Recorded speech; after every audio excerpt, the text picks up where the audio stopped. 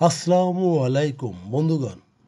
তিব্বত, Uyghur এবং তাইওয়ানের কর্মীদের লক্ষ্য করে চীনা স্পাইওয়্যার ব্যবহারের বিষয়ে সতর্ক করেছে গ্লোবাল সাইবার সিকিউরিটি কোয়ালিশন। দুইটি চীনা স্পাইওয়্যার রূপের বিরুদ্ধে একটি যৌথ পরামর্শ মূলত সতর্কতা জারি করেছে। অধিকৃত তিব্বত, পূর্ব তুর্কিস্তান, তাইওয়ান এবং ফালুন গং সম্প্রদায়ের মতো বিষয়গুলির সাথে যুক্ত ব্যক্তিদের উপর নজরদারি এবং ভয় দেখানো হচ্ছে।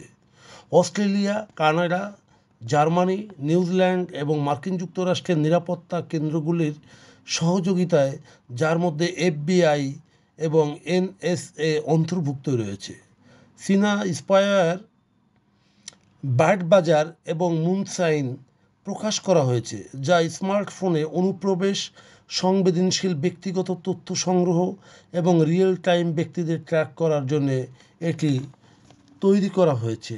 দুইটি স্পাইওয়্যারই অ্যান্ড্রয়েড ও আইওএস উভয় ডিভাইসে কাজ করে। এটি সোশ্যাল মিডিয়া, এমনকি অফিসিয়াল অ্যাপের মাধ্যমেও ছড়িয়ে পড়ে, যেখানে লোকেরা ডাউনলোডে নিরাপদ বোধ করে। মুনসাইন অ্যান্ড্রয়েড ফোনের জন্যই তৈরি। এটি আসল অ্যাপ হিসেবে নিরাপদ বলে উপস্থাপন করে।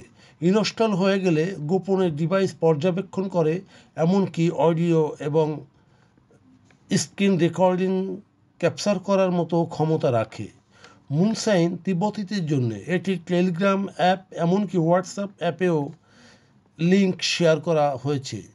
তিব্বত ওয়ান এবং অডিও কোরআন অ্যাপ উইঘুর সম্প্রদায়ের জন্য উইঘুর ভাষায় এটি করা হয়েছে, যা চীনের আভ্যন্তরীণ কর্তৃত্ববাদ এবং উচ্চ আকাঙ্ক্ষা এবং বিশ্বব্যাপী খ্যাতির জন্য হুমকি। এটিকে চীনের এক ধরনের ডিজিটাল নজরদারি বলা চলে। ভিন্ন মত দমন, তিব্বত, তাইওয়ান এবং পূর্ব তুর্কিস্তান সহ এতদ অঞ্চলে যোগাযোগ মাধ্যমগুলি বড়ই ঝুঁকির মধ্যে, যা শঙ্কিত করে তুলেছে মুক্ত গণমাধ্যম। বন্ধুগণ, যদি আমাদের এই তথ্য গল্প আপনার ভালো লাগে তাহলে লাইক এবং শেয়ার দিন এবং ফলো ও সাবস্ক্রাইব করুন। ধন্যবাদ।